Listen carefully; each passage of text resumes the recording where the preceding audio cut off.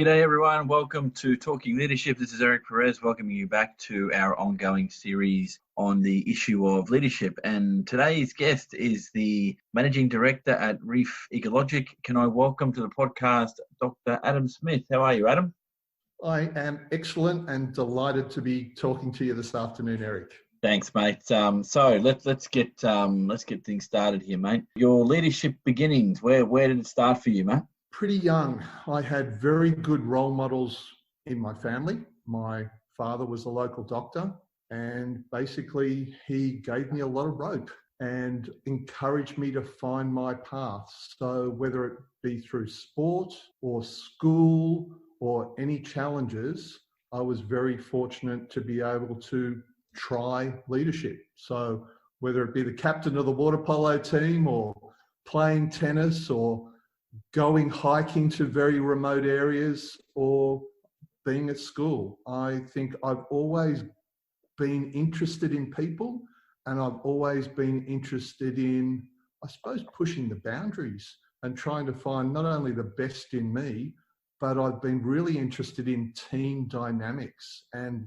love that saying, together we can achieve more. Let me ask you this. So it looks like you've had a fairly positive introduction into the world of leadership. Some have said to me, and I've read this in many places, that the road of leadership can be a lonely one. So what do you make of that? Is it as lonely as you want to make it, or is there just some elements of leadership that require it to be about you and your capacity to make a decision, I guess? Look, I've also heard that, but I'm also a big believer that we've got our own choices, and you've got to be true to yourself, and you've got to be happy in whatever you do. Life does throw up a whole lot of surprises and crises, but I've always been an optimist and embraced those challenges and stepped forward, sometimes when others will step back. There are some challenges when you're working or leading very close friends. It can be a bit confusing. Particularly if you have to discipline them or give them feedback that they don't want to hear. But that's also where I want to be. I want to work with people I like and work with people I admire. And to me, there hasn't ever been a really fixed boundary between work and home, because I'm so happy in what I'm doing in the marine environment space that it's a 24/7 experience. So I certainly haven't found leadership very lonely. I have been on a fair bit of criticism, but I would like to say that most of the feedback I have has been optimistic. And some of that criticism, that's where you get your greatest learnings, where people say, why don't you try it this way? Or have you thought of it this way? And I've been able to take that on board, process it, try it, and might not always agree, but I've really appreciated it. Yeah, I guess the only caveat there for someone like me is, from what I've seen of good and bad leadership, is it's one thing to receive advice. It's whether or not you act on that advice that will make you more or less an effective leader. And I'm not measuring myself against any of the very great leaders that have been on the podcast, yourself included, because I think it's difficult to have these conversations sometimes about the degree to which you're open to do that. Now, people will self-disclose what they feel comfortable doing, I guess. But in my circumstance, it took me into my 30s and 40s to work out that feedback was always meant. It always came from a good place. It wasn't a place of critique. But I know me in my 20s, if someone told me the sky was blue, I'd be adamantly arguing that maybe it's not quite as blue as you think. I need to be the contrarian for no other reason than that's the way that my headspace was at that time. So I understand what you're saying. Adam, you've got your own business and you've worked for other organizations. So from your leadership pathway, how do you measure success? What does success look like for you? Look, I think the key thing is you've got to be happy in yourself, and then it flows out from there. Happy in yourself, happy in your family, happy in your team, happy in your organization. And, people talk about Maslow's hierarchy of needs. Others talk about key performance indicators. I suppose a true leader, though, focuses on the big picture. What's your mission? Are you being true to that mission and gradually moving forward on that mission, then that to me is success. That you're not diverted by a whole lot of small things. You're focusing on the big picture. You're happy. And the people that are following you, or the people that you're trying to empower and make them the best they can be, are also happy. You know, I've read a lot about leadership, and one of the best books, and you might have read it as well, is the one about the All Blacks. What I learned about leadership from the All Blacks. And they've got some fantastic sayings and culture in that. You know, they're a world-class team. They're constantly changing. It's not about the individual, you know.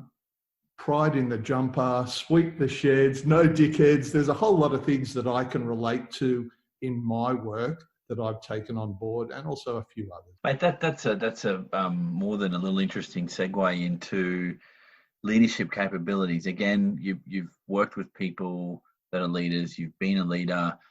If I had to ask you what you think are the most critical leader capabilities, what do you think those would be?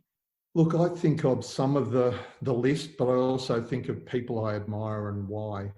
The one that stands out to me the most is someone who's got a vision, and that vision is a stretch goal. So the Edmund Hillarys of this world, you know, who wanted to do something amazing like conquer Mount Everest, or the Jacques Cousteau, who's a personal hero as a leader, who really was an explorer. He was an inventor. He was a communicator. These people inspired many others to follow them and to be the best they could be. I'm a big believer that leadership qualities vary on different situations. So the leader that you need in a crisis, my belief is that the values of leadership depend on the situation, and the leader and the qualities of the leader in a crisis is very different from the leader and the qualities of the leader that you need in, you know, a standard situation or a transformational situation. I was very privileged to have Virginia Chadwick as a transformational leader when I worked at the Great Barrier Reef Marine Park Authority. I've also met some amazing traditional owner leaders that could just light up a room and inspire others to be really quiet and really focused and listen.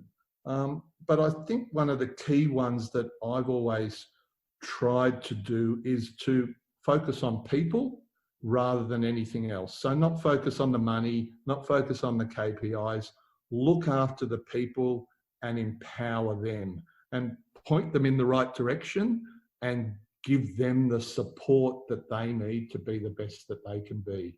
That's how I like to be managed. So that's how I like to manage people. Sure. All right. Here's one to stretch your academic sinews.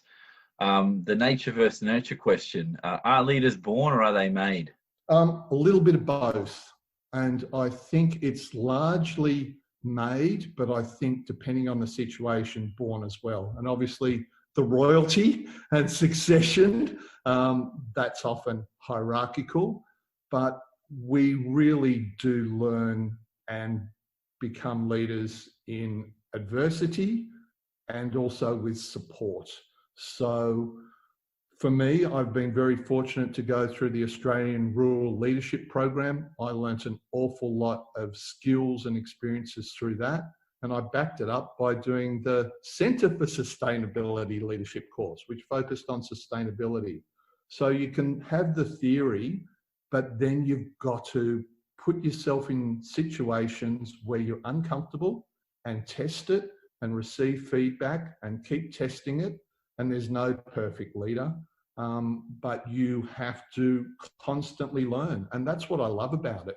You do the best you can as an individual, but as a leadership team to make a difference. At some point in the future, and this is worth sharing because you've brought this up, and this has been brought up off air, so to speak, in other podcasts around the types of programs that people undertake that sort of open their thinking to what a more effective leader can be. Because I guess it's degrees of effectiveness is what I think differentiates one leader over another. And I think if you're people focused and you're worried about the development of your people, then your effectiveness is going to be very different to the person that doesn't. Because in the world of work, and I don't think I'm talking out of school here, that people go to work for very different reasons. I've met some exceptionally good human beings that look at work as a means to an end. They go to work, they make money, they enjoy their life with their family and friends, and work is nothing more than a means to making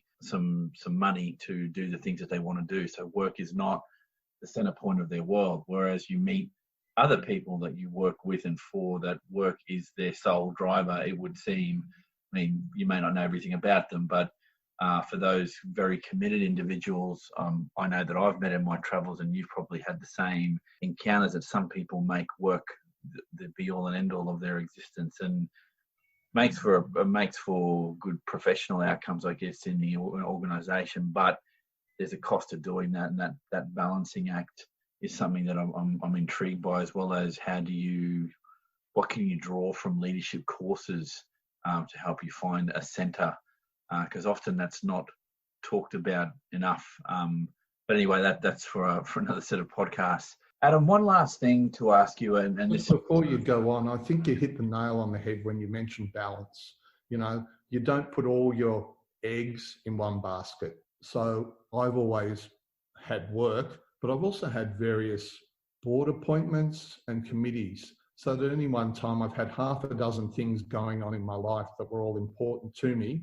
So if one was a bit challenging, others were going really well. And that allowed me to not devote 100 hours a week to one thing, but to have that balance and keep a number of things ticking along in a good way. So I suppose that's my bit of advice to other leaders. Don't be all consumed in work. Your family's important, your health is important, your community is important. I remember hearing a talk from Peter Costello, and he said, do three things really well, one for your local community, one for your country, and one for the planet. And that was his mantra of how he had a balanced life. And, he set up World Vision. He's been an amazing leader. Yeah, and that the having the ability to find that balance, or having the toolkit to do that, is, I think, more and more essential as time rolls on, because I've met people that are exceptionally brilliant thinkers, but when it comes to trying to find a balance in their life, they don't be able to seem to get there, and that never makes a lot of sense to me. I mean, you can't teach common sense, I guess, and trying to find balance is saying, well, I've got to give up some of X to get more of Y. And it's a topic area that I'm going to explore a little bit more down the track, and particularly around this issue of burnout in leadership roles. At what point do you know that I've done enough in a business, or you've been in a CEO role, or you're a chief operating officer, whatever the leadership position is in whatever kind of company, even if it's a volunteer role in community organizations, that at some point there needs to be new blood, or you need to transition out and do something different, because again, you can get captured by the thing that you're contributing to, and that doesn't necessarily bode well for good decision making. So I'll bring you to the last topic area if I can, Adam, and this is around a bit of hindcasting, as it were. What would you say to a younger version of yourself about being a more effective leader? That's a really challenging question. But I think the key is to be brave and to really be true to your values and know what your values are. So, I know my values are looking after people, collaboration, excellence, not perfection, just excellence, and communication. So by being true to those and then constantly checking yourself and others that you're happy where you are, that would be my best advice. And look, I was very fortunate. My parents said to me, you don't have to follow in our footsteps and be a doctor. What do you want to be? And I said, I want to be a marine biologist. I'm really interested in the ocean. There's so much to learn. There's so many issues. I love fish. That's where I want to be. So, I've made the choices that I'm really happy with. I probably wouldn't change anything. There has been some hardships and ups and downs, but again, they're great lessons that have made me what I am today. So I'm really happy with what I've done and what I'm yet to achieve. And on that positive note, thank you, Adam. For those listening, I've been speaking with Dr. Adam Smith, the Managing Director at Reef Ecologic. Thanks for your time, mate. Mate, that was a real pleasure. And I've listened to a few more of your podcasts, and I'll listen to a few extras. Once you've finalised it, share it with me, and I'll get it out to my network and say a few things, because leadership is so important. And not many people use the word, but I'm a real believer. So thank you for doing this, Eric. No worries, mate. Appreciate your time. Thanks for that. And as always, thanks for listening, and I'll catch you all on the next podcast.